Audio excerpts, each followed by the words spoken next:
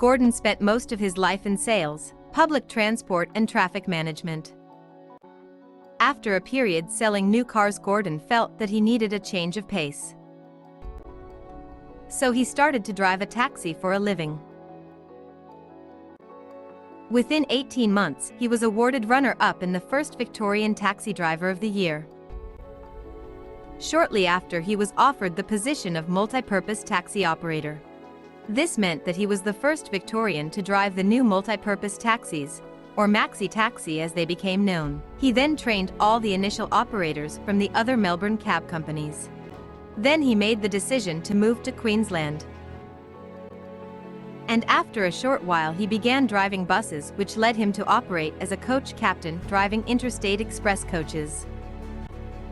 Several years later, after running his own small tour enterprise, he remarried and sought employment in the traffic management industry.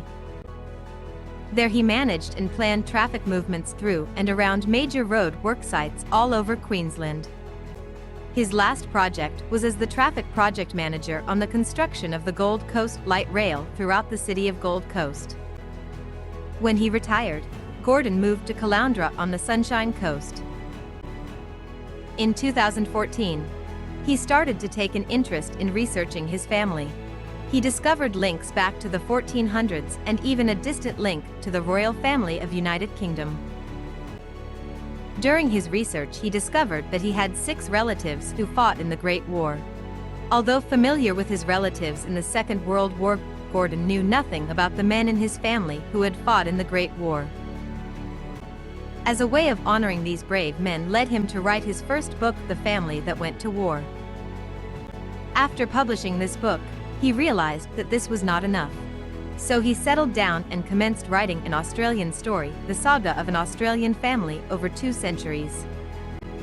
Gordon was amazed that he could write 3 books in less than 12 months, particularly as only recently discovered that he had mild dyslexia all his life.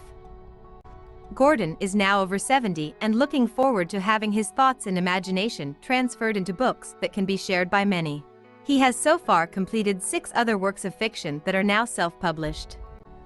They are The Ministry Communications Unit, Lady Ruth Bromfield, Men with a Mission, The Sensual Retiree, The Aboriginal Cameleer and Karunja Run are all available from Amazon, as is the audiobook of Lady Ruth Bromfield that is narrated by the Sunshine Storytellers.